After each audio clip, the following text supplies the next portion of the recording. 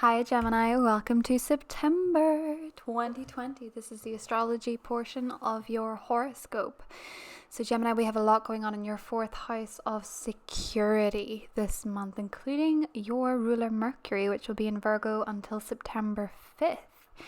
Until then, you will be likely having some very interesting conversations, with your ruler in your secretive fourth house. You might not be as willing to share as usual, especially as it makes aspects to Pluto and Saturn in your primal 8th house, but also, again, a very secretive house. So you may feel reluctant to discuss, but conversations nonetheless could turn to some very interesting topics, such as childhood and death. A lot of deep, dark stuff could be brought up in conversation that you might feel is not the easiest to talk about, but could do you some good to get it off your chest. You will get the gift of the gab back when Mercury moves into Libra, your playful 5th house, where it will remain until September 27th. This is going to give you a lot of flirtations and a lot of verbal rapport with people you may be interested in, but also creatively you might be able to write that novel or write that song. It's all very positive. The full moon in Pisces on the 2nd is occurring in your career sector, and it is positively aspecting your 12th house, where Uranus is currently giving you some psychic insights into what you should do career-wise. Maybe something is wrapping up for you and it's time for something new. And speaking of something new, the new moon in Virgo in your 4th house is well supported again by the 8th house. So with that kind of dynamic, Gemini, you could be looking to manifest a new relationship or a new home or a new chapter for yourself, something that could really have legs to stand on over the next 6 months. Now Venus, the planet of love, is going to go into Leo on the 6th, which is very nice for you. This helps with that communication. It is going to oppose Saturn on the 2nd, meaning that you could feel a bit pensive about your finances. But don't worry, Venus will trine Mars at the end of the month, around the 28th. Venus being in your 3rd house, connecting with Mars in the 11th. So what you speak may come into existence quite quickly. Mars will be in retrograde, but it is to bring you closer to the energy. Let's have a little look and see what your cards have to say, Gemini. Have a wonderful September, and I will see you soon. Bye. Hi Gemini, welcome to your September 2020 tarot reading. We just did the astrology. Let me know if you liked the new format, what you thought about it, and let's get into your cards. So I'm going to be drawing your tarot cards from the Mystic Mondays tarot deck on screen, but I did do your oracle cards off screen, and if you want to know how I did them, it was multiple decks, but it was the cards that fell out for you, okay? So specific to you. Let's have a little look and see what your oracle cards have to say. First off the bat, we had emotional freedom. So your spirit is longing for freedom of some kind. For a lot of you, it could be to do with communication. For a lot of you, it could be needing some kind of sign. Some kind of sign that you're on the right track in order to feel free, in order to feel like you're going down the right path. Your other oracle cards were the Goddess of the Moon card. Ooh. We also had a woman holding a heart. We had Siege Quiet Time, very appropriate with the astrology being so much in your 4th house. And we had the Zebra card as your spirit animal for the month. Who doesn't love a good zebra? Okay, so let's get into your tarot cards and then combine all of it together and see what we get for Gemini. Ooh, Judgment right off the bat. Interesting. Scorpio's energy. 9 of Wands. It's funny, the Gemini Scorpio energy is a pair because it has been the last two in America. It's been the last two dual opponents for the presidency. Gemini Scorpio was Trump against Clinton, Gemini Scorpio, and now it's Trump against Biden, which is Gemini Scorpio. I just find it so fascinating that that's been the last two. Let's have a little look. Ooh. Okay, so we have some interesting cards coming out here. The World, the Ace of Wands, the King of Swords, that's your energy in the middle, and the Ace of Swords. I can see your voice coming back middle of the month. That's impressive. And final row, ooh, 10 of Swords. And the Hierophant. One more. 6 of Cups, beautiful. What a way to end it. Okay. And underneath, we have the Justice card. So Libra's energy is represented in this pile. So if you want to know the signs that are sticking out most off the bat, as I said, Scorpio, Leo, Aquarius, and Taurus, as well as Libra and fellow Geminis. Because you guys have a habit of doing dances together. Okay. Let's have a little nosy. Emotional freedom.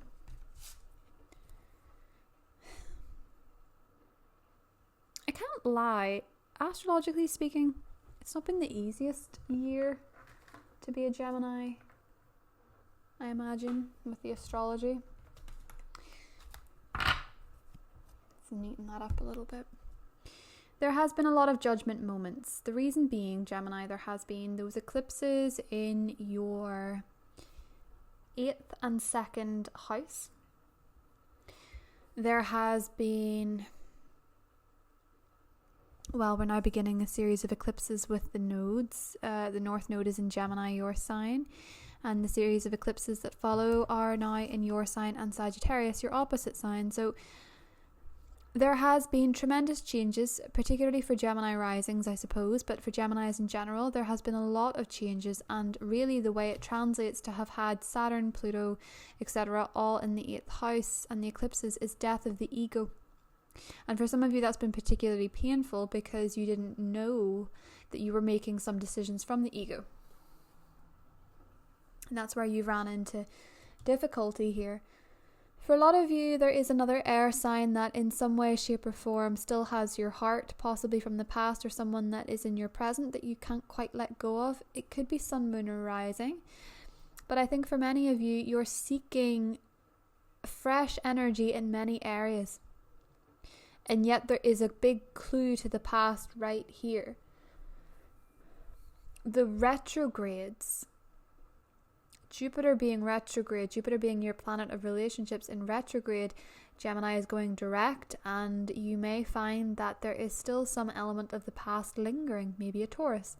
But for a lot of you, the dissolution of a long-term relationship or a marriage partner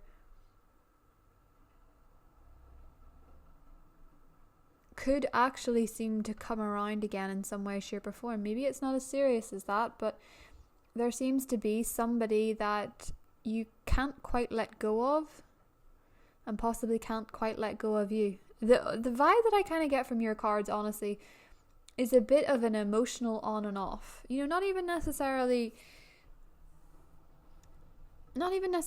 that it was over and then it started again, maybe for some. But for others of you, you know, this isn't with a person, this is with your other twin. This is between you and yourself. And you just want clarity on a few things. So what do you need clarity on? Well, you need clarity on your worldview, the way you see the world, the way you operate with it, the way that you travel, the way that you interact. There are some big changes going on there for everybody, but for you, you need some answers. Possibly to do with your job. Maybe you want to travel somewhere for work. Maybe you have to and you don't know what's happening yet. Or maybe you do and it's disappointed you in some way. If you're dealing with another air sign who can communicate better than you, it is making you feel in some way that you can't function as well because you feel that you're being judged for something that should be natural to you. But it's not you. If you feel in the beginning of the month that you can't quite articulate what you want to say, Gemini, it's not you. It is the sky. It is you processing a few big things, and you're processing more than you care to admit to yourself. you're not even aware of what kind of energies you're processing. With Justice, a lot of this is karmic. If you're in a legal battle, there seems to be a happy resolve, thankfully, maybe after much problem, maybe after much conflict. For a lot of you, I feel that there are some cords to the past that you need to cut in order to move forward. I think for a lot of you, there has been a painful relationship with a parent or with an ex or with a friend or something that is so painful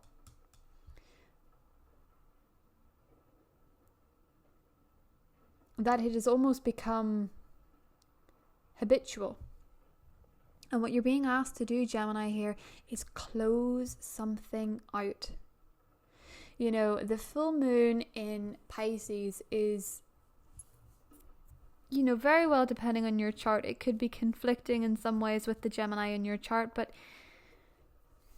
it's occurring at a point where you need a purpose, where you need to know who you truly are. And for a lot of you, the quiet time card and the moon, the goddess of the moon card, is saying that this is a time of deep healing, a time of getting to know yourself better, healing from the trauma of the past, of which there seems to be quite a bit. And fundamentally, with the Zebra card, embracing your uniqueness. I also hear the metaphor, earned your stripes. With the woman holding a heart card, I feel that somebody in your life would like you to be a little bit more vulnerable, and perhaps that somebody is your inner child. Perhaps it's you. But somehow or another, Gemini, there is a reconnection of sorts. Be it something that you really thought could not work, perhaps can work after all. And perhaps the pain that you've suffered is to reconnect you with your truest self in order to flourish. For you're straight in the middle here. With the Ace of Wands and the Ace of Swords, you have the skills that you need. You have the smarts, you have the wisdom. But if you need to communicate how it is that you really feel, you're going to have to do it kind of softly. With Judgment and the Nine of Wands, it is almost as though this resurrection in September. And it makes sense because Uranus is in your 12th house and it's full of surprises. And in the 12th house, anything goes in terms of soulmates, in terms of people returning, in terms of anything like that. And I don't use the returning and past kind of I don't like it in tarot. I think it gets misused and abused a lot. But your cards seem to have a big link to it. Judgment and the Six of Cups would be the two cards I would associate most with the past tense. And Judgment is that resurrection. And for some of you, this is just the old you. You know, the things that you used to do. You know, why do you not write anymore? Why do you not paint anymore? Why do you not do yoga anymore? Why do you not you wanted to start a podcast, why haven't you know what I mean? Like this, there's old stuff coming up for you in your spirit of things that you wanted to do but you stopped. Maybe because obligations took over, maybe because the emotions were too heavy in certain places. With the World card, Gemini, you are closing out some kind of cycle, and it is beautiful because the outcome with the Six of Cups is emotional contentment, fulfillment, feeling connected to people, feeling reunited with people. And I think for a lot of you Geminis, with the King of Swords and the Ace of Swords, at some point this month, due to the tenseness of the other mutable energies in the sky conflicting with your sun, I think some of you are ready to cut everybody off. I think when Mars is in tension with Venus, when Venus is in tension with Saturn, you feel that some wounds are coming up, and the best way for you to deal with it is to cut everybody out. With the Hierophant and the Six of Cups, you need to be very clear, Gemini, of some people in your life that are there through a lot, who really want to be there for you, who really want you to express yourself, especially when you're hurting, who really want you to open up a little bit, who really want you to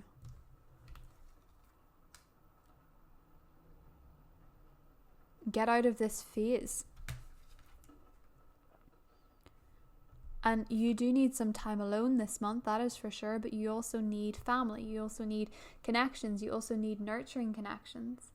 In this bid for emotional freedom, I think you maybe bypass everybody, is just the vibe that I'm kind of getting with this. And really what you're actually doing, Gemini, is going through a deep process of purging. You're purging emotions, but it doesn't mean you have to cut everybody out.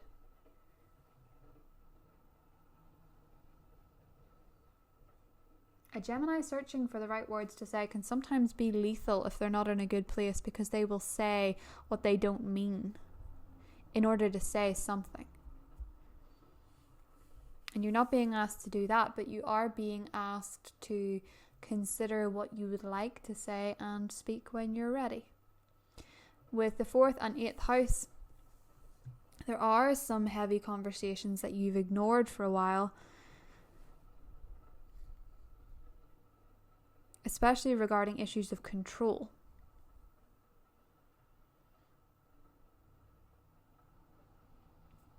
But it is also a time to establish some new habits, a new way of doing things, a new way of speaking to people that you love, a new way of healing from the past, a new way of reconnecting to the past, a new way of reconnecting to your shadow, a new way of exploring what you haven't explored yet with somebody who really wants to be there for you.